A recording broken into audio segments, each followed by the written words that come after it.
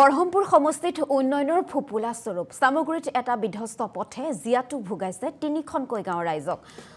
ৰকলেণ্ড পাৰ্কৰ পৰা ৰঙাগৰা সংযোগী পথৰ দুৰৱস্থা এই মুহূৰ্তত আমি আপোনালোকক দেখুৱাইছো পথৰ মাজত সৃষ্টি হৈছে প্ৰকাণ্ড গাঁতৰ বৰষুণ দিলে অৱস্থা অত্যন্ত বেয়া হৈ যায় যাৰ বাবে সমস্যাৰ সন্মুখীন হৈছে যাতায়াতৰ ক্ষেত্ৰত ৰাইজ এজাক বৰষুণতে পথটোত সৃষ্টি হয় কৃত্ৰিম মানৰ বিধায়ক জিতু গোস্বামীয়ে পথ নিৰ্মাণৰ গুৰুত্ব নিদিয়াৰ অভিযোগ উত্থাপন কৰিছে ৰাইজে যাৰ বাবে এতিয়া সংবাদ মাধ্যমৰ কাষ চাপিছে ৰাইজে বৰহমপুৰ সমষ্টিৰ উন্নয়নৰ ফুপুলা স্বৰূপ এই মুহূৰ্তত আমি আপোনালোকক দেখুৱাইছো এই পথটোৱে জিয়াটো ভুগাইছে ৰাইজক আৰু এই সন্দৰ্ভত আমাৰ সতীৰ্থ সাংবাদিক অভিজিত বৰাৰ এক প্ৰতিবেদন আগবঢ়াইছো নিশ্চয়কৈ বৰহমপুৰ সমষ্টিৰ এটা বিধ্বস্ত পথ আৰু এই পথটোৰ বাবে যেন প্ৰায় 15-20 বছৰ ধৰি ইয়াৰ পথচাৰীসকলৰ লগতে ইয়াৰ স্থানীয় ৰাইজে জমৰ যাতনা ভুগি আহিবলগীয়া হৈছে পথৰ পৰিৱেশটো এই মুহূৰ্তত মই দেখা ল'ব বিচাৰিছোঁ এয়া হৈছে চামগুৰিৰ যি বাগবোৱালিলৈকে যোৱা এটা পথ আৰু এই পথটো বিগত বহুদিন ধৰি এনেদৰেই জমৰ যাতনা ভুগি আহিবলগীয়া হৈছে আৰু পথৰ দৃশ্যটো আমি দেখুৱাইছোঁ ইয়াত প্ৰকাণ্ড গাঁত আৰু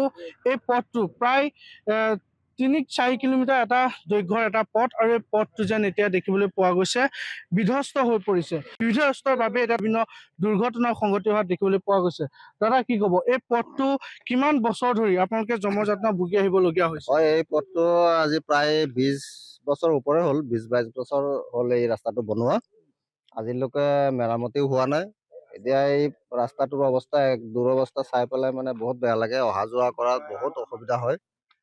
আমাৰ ইয়াৰ ৰাইজৰ ক'ৰ পৰা ক'লৈকে গৈছে এইটো আমাৰ ইয়াৰ চামগুৰি ৰকলেণ্ড পাৰ্কৰ পৰা একেবাৰে সেই ৰঙাগৰা আপোনাৰ 4 লেন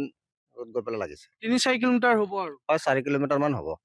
পথটো মেৰামতিৰ ক্ষেত্ৰত কোনো বিভাগীয় কৰ্তৃপক্ষই কিয় দায়িত্ব লোৱা নাই বুলি ভাবে আপোনালোকে এতিয়া আমি গম নাপাম এতিয়া কৰ্তৃপক্ষ আহিলেতো হয়তো ৰাস্তা কেতিয়ালৈ হৈ গ'লেহেঁতেন বনোৱা মানে কোনো ধৰণৰ মেৰামতি নকৰে আৰু নাই মেৰামতি কি আহ্বান জনাব আহ্বান মানে জনাম এইটোৱে আমাৰ বৰ্তমান স্থানীয় বিধায়ক আছে মাননীয় জিতু গোস্বামী ডাঙৰীয়া তেখেতক আমি এখন লিখিত পত্ৰ দিছিলো তেখেতৰ ফালৰ পৰাও একো সহায় নাপালো আমি এতিয়া মানে নিশ্চয়কৈ আৰু লোক আছে দাদা কি ক'ব এই পথটোৰ বাবে যিহেতু আপোনালোকে বিগত বহু বছৰ ধৰি যি সমস্যা ভুগি আহিছে আপোনালোকে যিহেতু অভিযোগ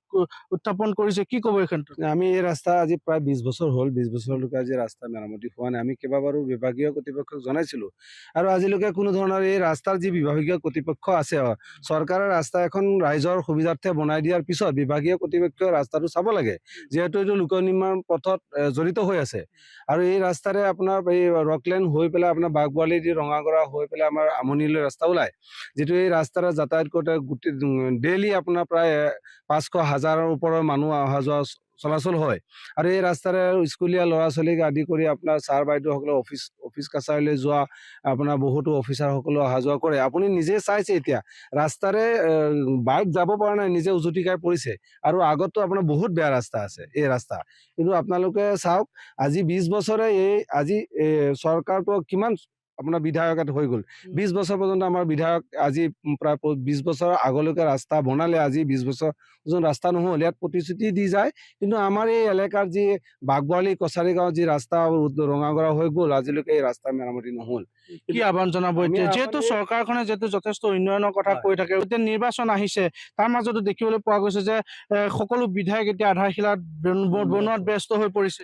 আমিও আশা কৰিছো যেতিয়া আমাৰ এই ৰাস্তাটো যেতিয়া তেওঁলোকে আধাৰশিলাৰ জৰিয়তে ৰাস্তাটো অতি সোনকালে যেতিয়া বনাই দিয়ে অকল আধাৰশিলা স্থাপন কৰিলে নহ'ব আধাৰশিলা স্থাপন কৰিলেই নহ'ব যেতিয়া আমাৰ ৰাস্তাটো মেৰামতি যদি তেওঁলোকে নতুনকে ৰাস্তা বনাব নোৱাৰে তেতিয়াহ'লে মেৰামতি কমচে কম কৰি দিয়ে যেতেন আৰু যিহেতু 26ৰ ইলেকশ্যন আহি আছে আগতো কত ধৰণৰ প্ৰতিশ্ৰুতি দিছে আমি আশা কৰিছো এই চৰকাৰ যিহেতু উন্নয়নৰ চৰকাৰ বুলি কৈ থাকে আমি আশা ৰাখিছো যাতে এই চৰকাৰখনে যাতে আমাৰ এই বিধ্বস্ত বাগবোৱালিৰ যি ৰাস্তা এই ৰাস্তা অতি সোনকালে নিৰ্মাণ কৰি দিব আপোনালোকৰ যোগেৰে যি বাতৰি পাব তেওঁলোকে বাতৰিৰ জৰিয়তে যাতে আমাৰ এই ৰাস্তাটো বনাই দিয়ে নিশ্চয়কৈ এই মুহূৰ্তত মই পুনৰবাৰ দেখাই ল'ব বিচাৰিছো এইটো হৈছে